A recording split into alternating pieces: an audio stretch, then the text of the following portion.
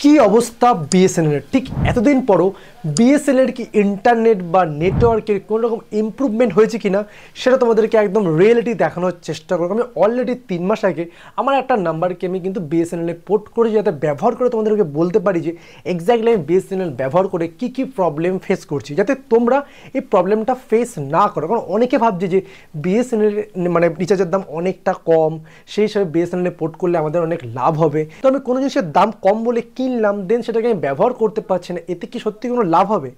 সেটা তোমাদের একদম প্র্যাকটিক্যালি দেখানোর চেষ্টা করছি, যাতে আমি 3 মাস ব্যবহার করে আমি কী কী সমস্যা ফেস করলাম, যাতে তোমরা এই প্রবলেমটা ফেস না করা। আর যারা ভাবছো যে বিএসএনএল তোমাদের নাম্বারটা পোর্ট করে তারা অবশ্যই ভিডিওটা পুরোটা দেখো, দেন তোমরা ডিসাইড করো যে বিএসএনএল পোর্ট করা সঠিক কি সঠিক না। এই মুহূর্তে কিন্তু আমার ফোনে বিএসএনএল এর সিম লাগানো আছে, দেখতে পাচ্ছ বিএসএনএল নেটওয়ার্ক। আমি তো নেটওয়ার্কে আসি, অ্যান্ড আসার পর আমরা দেখতে পারবে এখানে কিন্তু আমি 4G করে রেখেছি। আমি যদি 5G অন করি, এবার দেখি নেটওয়ার্ক চলে যায় কি থাকে।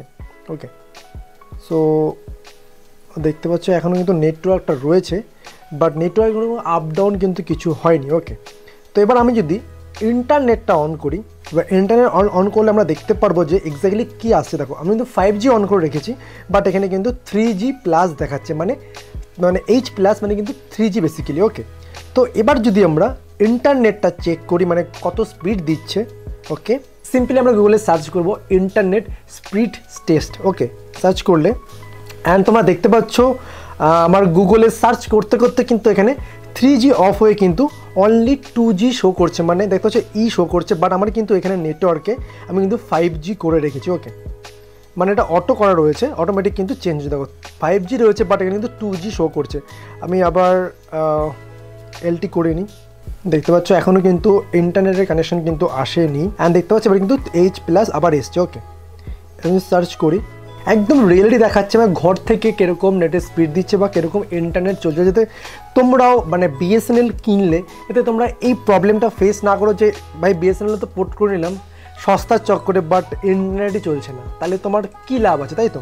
দেখতে পাচ্ছ H প্লাসে কিন্তু জাস্ট ইন্টারনেট স্পিড টেস্ট যে সার্ফিংটা কিন্তু হচ্ছে না। ওকে, সো দেখতে পাচ্ছ আমি কিন্তু ইউটিউবেও কিন্তু কিছু কাজ করছে না, উপরে দেখাচ্ছে নেটের স্পিড 1.58 kbps। ওকে, সো তোমরা দেখতে পাচ্ছ যে ঘরের মধ্যে কিন্তু কোনো রকম ইন্টারনেটের স্পিড নেই, মানে নেটওয়ার্ক ঠিকঠাক আসছে, বাট মানে আজকের দিনে 2025 দাঁড়িয়ে যেখানে জিও, এয়ারটেল, ভোডাফোন যারা 4G, even Jio 5G and এয়ারটেলও 5Gতে আপডেট হয়ে গেছে, সেখানে কিন্তু বিএসএনএলে কোনো রকম 4G তো ঘরে ঠিকমতো আসছেই না, 3G যেটুকুনি বা আসছে সেটাতে কিন্তু কোনো রকম স্পিড আমরা কিন্তু পাচ্ছি না।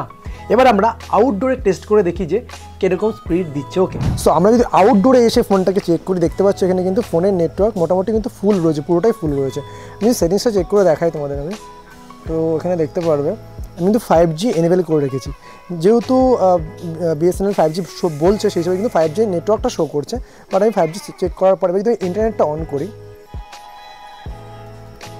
অ্যান্ড ইন্টারনেট অন করার পর তোমরা দেখতে পারবে উপরে কিন্তু 3G প্লাস কিন্তু দেখতে পাচ্ছ, 3G প্লাস দেখতে পাচ্ছ। এবার যদি আমি ইন্টারনেট স্পিডটা চেক করি, এবার 3G প্লাসে দেখতে পাচ্ছ মোটামুটি 2 MB আর 3 MBর কাছাকাছি কিন্তু ইন্টারনেট আমার ডাউনলোড স্পিড কিন্তু শো করছে। ওকে, এই কিন্তু 5G নেটওয়ার্ক অন করার পরেও কিন্তু 3G নেটওয়ার্ক শো করছে, কোনো কিন্তু 4G শো করছে না। মাঝে মাঝে কিন্তু 4G শো করছে, আর বেশিরভাগ টাইমে কিন্তু 3G নয় কিন্তু 2G নেটওয়ার্ক শো করছে আউটডোরে। ওকে, তো তোমরা দেখলে কিন্তু আউটডোরে 4G নেটওয়ার্কটা ধরছে, বাট কিছুক্ষণের মধ্যে কিন্তু আবার 3Gতে সেটা কনভার্ট হয়ে যাচ্ছে। কিন্তু 3Gতে কিন্তু আউটডোরে মানে বাইরে কিন্তু মোটামুটি 3 MB 4 MB কিন্তু স্পিড আমরা পাচ্ছি, কখনো কখনো 2 MB চলেছে, কখনো কখনো একটু বেশি কম হয়, কখনো কখনো একটু চেঞ্জেস হতে পারে, বাট ওভারঅল আমরা কিন্তু 2-3 MBps কিন্তু মোটামুটি 3G স্পিড পাচ্ছি। সেটা কিন্তু আমি খারাপ বলবো না, বাট আমি কি সবসময় ফোন বাইরে বসে ব্যবহার করবো সেটা তো সম্ভব না।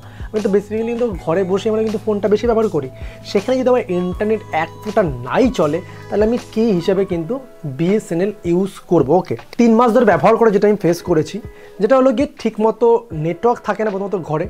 যদি একটু পুরনো ফোনে তুমি বিএসএনএল ইউজ করো, সেক্ষেত্রে তো নেটওয়ার্ক আরও বেশি প্রবলেম করবে। বাট এছাড়া 2G যদি করে নিই, কখনো কখনো নেটওয়ার্ক ঠিকমতো থাকে, নেটওয়ার্ক থাকলেও কল করলে কিন্তু কথা ঠিকমতো শোনা যায় না। এই প্রবলেমগুলো কিন্তু আমি 3 মাস ধরে ফেস করছি। ওকে, আর ইন্টারনেট তো তুমি ছেড়েই দাও, ঘরের মধ্যে এক ফোঁটা চলে না, বাইরে টুকটাক ব্যবহার করা যায়। এবার অনেকে বলবে যে দাদা বিএসএনএল এর রিচার্জের দাম অনেক কম, সেই ক্ষেত্রে আমরা বিএসএনএল এ পোর্ট করবো। তোমাদের আমি কিছুবার রিচার্জ সম্বন্ধে তোমাদেরকে বলি। ওকে, বিএসএনএল এ যদি আমরা 365 দিন যদি আমি রিচার্জ প্ল্যান দেখি, যেটার দাম রয়েছে 2999 টাকা। ওকে, এটাতে আমরা কি পেয়ে যাচ্ছি? Unlimited call, 100 SMS daily, and তার সাথে কিন্তু আনলিমিটেড ইন্টারনেট। বাট এখানে কিন্তু একটা বড় প্রবলেম, যেটা হলো যদি আমরা 1 বছরের আনলিমিটেড প্যাক রিচার্জ করি, সেই ক্ষেত্রে আমরা কিন্তু পার ডে 3 GB করে কিন্তু আমার ইন্টারনেটের স্পিডটা ঠিকঠাক 4G স্পিড পাবো, মানে 3G 4G যে স্পিড থাকবে সেটা আমরা ঠিকঠাক পাবো। 3 GB নেট যদি ডেলি ফুরিয়ে যায়, তারপরে কিন্তু আমরা 40 kbps করে কিন্তু ইন্টারনেটের স্পিড পাবো। ইয়েস, মানে 399 টাকা আনলিমিটেড বলছে, বাট কোথাও গিয়ে কিন্তু শুধু কলিং ছাড়া ইন্টারনেট কিন্তু আনলিমিটেড নেই। ওকে, এর সাথে যদি আমরা জিওর তুলনা করি, সেক্ষেত্রে কিন্তু 365 দিনে জিওতে লাগছে আমাদের 3599 টাকা। এটাতে আমরা কি পেয়ে যাচ্ছি? 2.5G ডেলি ডেটা পাচ্ছি, যেটা কিন্তু 4G ডেটা। ওকে, অ্যান্ড সেটা 5Gতে আমরা ইউজ করতে পারি। বাট এখানে যেহেতু আনলিমিটেড, কিন্তু আমরা 5G ইন্টারনেটটা পাচ্ছি 3599 টাকা। তো প্রাইসের মধ্যে কি এমন ডিফারেন্স রয়েছে? এখানে কিন্তু প্রাইসে রয়েছে ওটার দাম 3000, এটার দাম 3500, মানে অ্যাপ্রক্স 600 টাকার কিন্তু ডিসকাউন্ট পাচ্ছি আমরা বিএসএনএল এ। আর 600 টাকা বেশি দিয়ে কিন্তু আমরা জিওতে পেয়ে যাচ্ছি ঠিকঠাক নেটওয়ার্ক, ঠিকঠাক কথা বলে এইচডি কলিং তোমরা করতে পারছো, 5G আনলিমিটেড পাচ্ছ, কোনো রকম মানে ব্যারিয়ার নেই যে তোমরা এত জিবি পাওয়ার পর তোমাদের স্পিডটা কমে যাবে, সেটা কিন্তু নেই। এবার যদি আমরা একটু কম দামের ডেটা প্যাকে আসি, যেটা 84 দিন মোটামুটি আমরা সবাই ব্যবহার করি, 84 দিনে আমাদের বিএসএনএল লাইফ যে 599 টাকা। এটাতে আমরা পেয়ে যাচ্ছি unlimited call, unlimited internet, per day কিন্তু আমরা 3 GB করে ডেটা পাবো, যেটা ফুরিয়ে যাওয়ার পর আনলিমিটেড যে নেটটা চলবে সেটা কিন্তু 40 kbps চলবে। মানে তোমরা দেখতেই পাচ্ছ যে এমনি নর্মালি ঘরের মধ্যে ইন্টারনেট চলে না, সেখানে আমি আনলিমিটেড দিয়ে কী করব, রাইট? কলিংয়ের জন্য ঠিকঠাক, অ্যান্ড তার সাথে আমরা 100 SMS-ও পাচ্ছি। অ্যান্ড এবার যদি আমরা এটা জিওর সাথে যদি কম্পেয়ার করি, সেক্ষেত্রে 84 দিনের জন্য আমাদের জিওতে দিতে হচ্ছে 859 টাকা, প্রায় 260 টাকার কাছাকাছি বেশি দিতে হচ্ছে। বাট এর সাথে আমরা কী কী পাচ্ছি? এর সাথে আমরা পেয়ে যাচ্ছি আনলিমিটেড কলিং 84 দিনের জন্য, তার সাথে আমরা 2 GB করে ডেটা পাচ্ছি পার ডে, যেটা কিন্তু আমাদের 5G যদি না চলে, সেক্ষেত্রে আমরা কিন্তু 4G ব্যবহার করতে পারবো 2 GB ডেটায়। তার সাথে কিন্তু আমরা আনলিমিটেড 5G ডেটা পাচ্ছি, 100 SMS পাচ্ছি 84 দিনের জন্য আমাদের মাত্র 260 টাকা বেশি দিয়ে দেবো। 200 টাকা আমি মাত্র বলছি, অনেকে বলে তো অনেক তোমার কাছে টাকা রয়েছে, বাট দেখো সেটা নয়, আমরা 250 টাকা বেশি দিয়ে কিন্তু আমরা ঠিকঠাক কল করতে পারবো, ঠিকঠাক ইন্টারনেট ব্যবহার করতে পারবো, ঠিকঠাক কি বলবো যে ফোনটা ব্যবহার করতে পারবো। আমি যদি কম পয়সা রিচার্জ করলাম, মানে সস্তা, বাট সেটা রিচার্জ করার পর যদি নাই চলে, তাহলে আলটিমেটলি সেটা তো জিরো। মানে বিএসএনএলের দাম কম, জিওর দাম বেশি, বা এয়ারটেলের দাম বেশি। আমি যদি দেখি যে বর্তমানে কিন্তু জিওর দামই কম, মানে অবশ্যই বেশি, বাট তারপরে অন্য সমস্ত কোম্পানির রিচার্জ প্যাকেজ তুলনা করলে কিন্তু জিওর দাম কম, তার থেকে কম বিএসএনএল। কিন্তু বিএসএনএল তো নেটওয়ার্কটা ঠিকঠাক ধরছে না, তাহলে আমি কী জন্য এতগুলো টাকা রিচার্জ করব? বিএসএনএলে এর থেকেও কম দামে প্যাকেজ রয়েছে, যেটা 107 টাকায় 35 দিন 200 মিনিট। দেখো 200 মিনিট আজকে দিনে কি, জাস্ট একটু কথা বললে 200 মিনিট শেষ হয়ে যাচ্ছে, তাহলে কোথায় এমন লাভ? অবশ্যই ফোনটা হয়তো ব্যবহার মানে কল আসবে যাবে, এর চেয়ে বেশি কিছু আমি কিন্তু বুঝতে পারছি না বিএসএনএল এই মুহূর্তে দাঁড়িয়েও। আগের থেকে নেটওয়ার্কটা একটু ইমপ্রুভ হয়েছে, বাট আলটিমেটলি তো কোনো লাভ দেখতে পাচ্ছি না আমি। মানে কেন আমি বিএসএনএলে পোর্ট করবো? আমি তো নিজে আমার বিএসএনএল সিমটাকে এখন আমি আবার ভোডাফোন বা এয়ারটেল আমি পোর্ট করে নেব, বা জিওতেও পোর্ট করতে পারি। তো ওভারঅল আমার বিএসএনএল 3 মাস ব্যবহার করে যেটা মনে হলো, যাদের এক্সট্রা একটা সিম রয়েছে যেটা অফ করতে চাইছো না, শুধু অ্যাক্টিভ করে রাখতে চাইছো, তারা কিন্তু বিএসএনএলে পোর্ট করে সেই সিমটাকে অ্যাক্টিভ করে রাখতে পারো। যদি তুমি মনে করো তোমাদের মেন সিম, মানে যেটার মাধ্যমে তুমি অল জায়গায় কল করো, ইন্টারনেট ব্যবহার করো, সেই ক্ষেত্রে কিন্তু বিএসএনএলে পোর্ট করাটা একদমই সঠিক কাজ হবে না আজকের দিনেও দাঁড়িয়েও। কারণ 5Gর দুনিয়ায় ঠিকমতো 4G ধরছে না, 3G চলছে, সেটাও ঠিক মতো না। তাহলে আমি কেন বিএসএনএলে পোর্ট করব? শুধুমাত্র কল করার জন্য বিএসএনএল তোমরা পোর্ট করতে পারো, আর কোনো একটা নাম্বারকে তুমি জাস্ট বাঁচিয়ে রাখার জন্য বিএসএনএলে পোর্ট করতে পারো। এছাড়া তাদের মেন নাম্বারকে কিন্তু ভুল করো বিএসএনএলে পোর্ট করো না।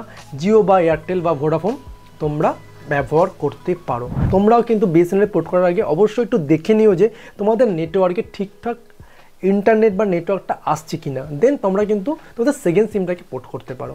যদি ভিডিও থেকে একটু হেল্প হয়, অবশ্যই like, comment, share and subscribe. And আশা করি তোমাদের বুঝিয়ে বলতে পারলাম যে এতদিন পরও প্রায় 3-4 মাস হয়ে গেছে সবাই পোর্ট করে নিয়েছে, কারণ একটা হাইপ এসেছিলো পোর্ট করার, তারপরেও কিন্তু এখনও বিএসএনএলে খুব একটা কিন্তু ইমপ্রুভমেন্ট হয়নি। হ্যাঁ, আগের থেকে কিছুটা ইমপ্রুভমেন্ট হয়েছে, বাট একটু সময় লাগবে, দেন আমরা আবার কিন্তু পোর্ট করতে পারি।